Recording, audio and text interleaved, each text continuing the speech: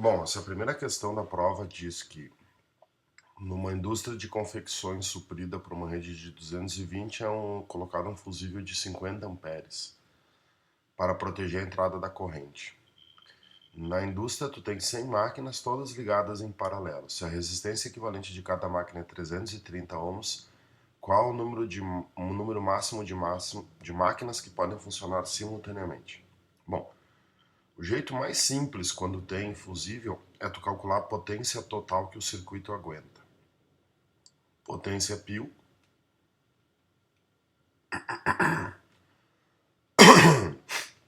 aí é gripe. A corrente do fusível é 50 amperes, o máximo que ele aguenta, e a rede tem uma tensão de 220. Então, isso aqui vai te dar o cálculo da potência máxima disponível no fio. Então aqui nós teremos 11.000 watts de potência. Isso é a potência máxima que o circuito aguenta. Para te calcular agora o número de máquinas, é só fazer uma regra de 3, mas para isso tu tem que saber a potência de cada máquina. As máquinas foram ligadas em paralelo, então todas elas recebem 220, e ele te deu a resistência de cada máquina. Então, P igual a U ao quadrado sobre R. Né? O U de cada máquina vai ser 220 ao quadrado, e a resistência de cada máquina é 330 ohms. Claro que isso aqui deve dar número com vírgula, acho eu, mas não dá nada. Isso vai dar 146,6. 146,66 watts. Isso é a potência de cada máquina. Agora basta fazer uma regra de 3, que nada mais vai ser do que a divisão, né? A potência total do circuito pela potência de cada máquina. Então aqui nós vamos ter 11.000 dividido por 146,66. Isso vai dar um número de máquinas, deixa eu fazer aqui, 11.000. 11.000 dividido por 146,66. Isso vai dar o número total de máquinas de 75. Esse é o número máximo de máquinas que tu vai poder ligar nesse circuito. Se tu tentar ligar 76, vai queimar o fusível. Número 2.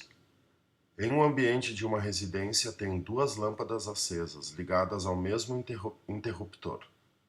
Num determinado momento, uma das lâmpadas se apaga, enquanto a outra permanece acesa. Bom, em relação ao fato, foram feitas as seguintes análises pelas pessoas que estavam no ambiente. O que acontece aqui, né? As duas estão ligadas no mesmo interruptor, então tu tem um circuito elétrico, tu tem um interruptor em algum lugar aqui, e tu tem as duas lâmpadas. Pela leitura do exercício, a gente já identificou que as duas lâmpadas estão em paralelo. Por que as duas lâmpadas têm que estar em paralelo? Porque uma das lâmpadas se apaga e a outra permanece acesa. Mas as duas estão ligadas no mesmo interruptor, quer dizer, o interruptor está em série com as duas. Então, nesse circuito que eu inventei aqui, onde é que estaria o interruptor? O interruptor estaria num lugar aqui, né, numa posição em série com o circuito. Então, aqui estaria o interruptor controla as duas, né, quer dizer, o interruptor está em série com essas duas, mas entre elas estão em paralelo. Então, se o defeito fosse no interruptor, as duas lâmpadas apagariam, correto? Se as lâmpadas estivessem ligadas em série, o rompimento do filamento de uma delas iria interromper a passagem de corrente também na outra, correto?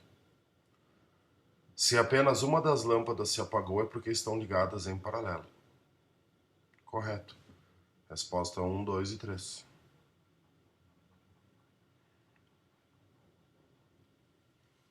Muito bacana, vamos apagar aqui.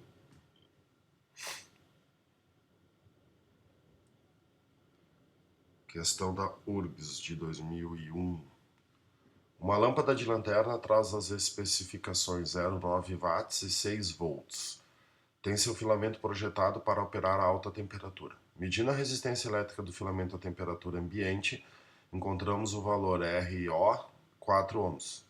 Sendo R o valor da resistência do filamento à temperatura de operação, qual é aproximadamente a razão RRO?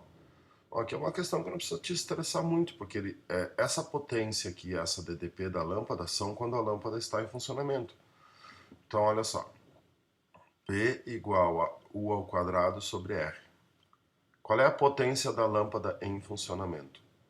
0,9. Qual é o U da lâmpada? 6 ao quadrado sobre R. O que nós teremos aqui? Uma resistência de 6 ao quadrado é 36, 36 dividido por 0,9. 36 dividido por 0,9 são 40 ohms. Então, quando a lâmpada está em funcionamento, a resistência dela é de 40 ohms, por causa da temperatura, é um resistor não ôhmico. E a resistência inicial da lâmpada, quando ela está fria, é 4.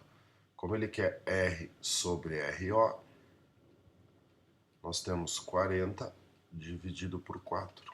Essa razão vale 10. Equador.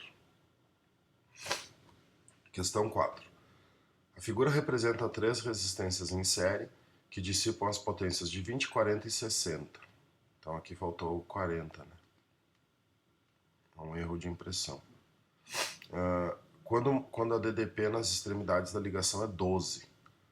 Partindo da resistência que dissipa a menor potência para a que dissipa a maior potência, a intensidade da corrente em cada resistência é.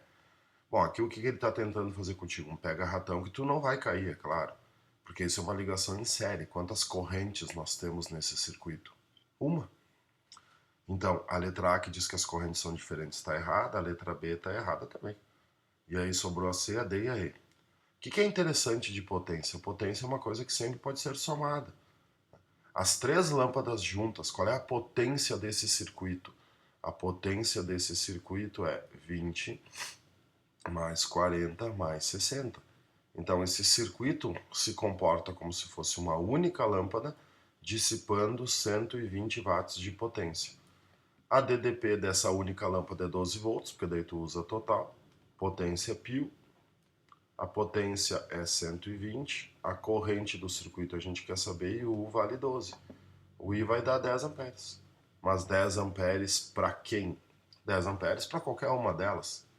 Porque a ligação é uma ligação em série.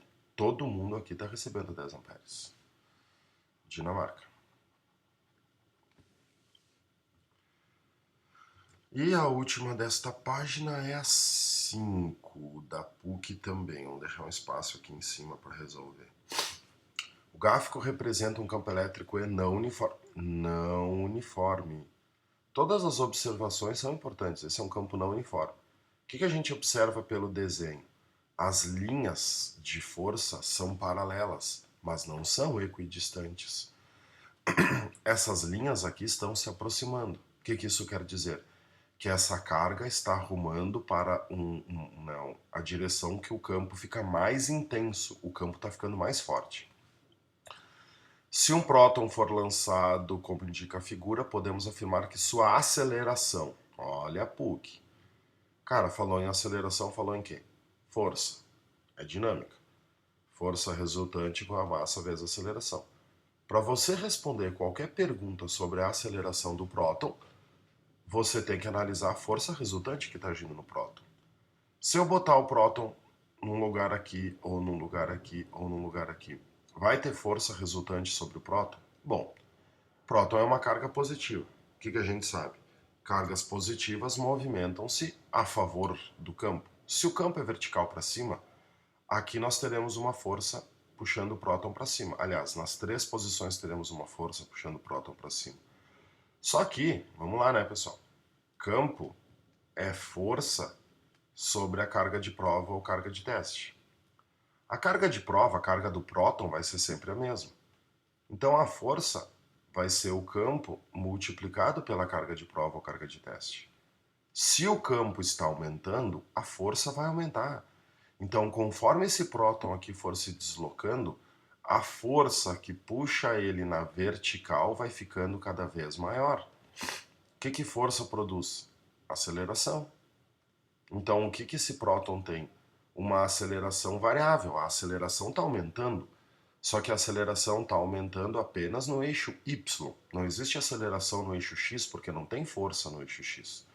Então a resposta à aceleração é crescente no eixo Y. Uma bela questão da PUC, tá?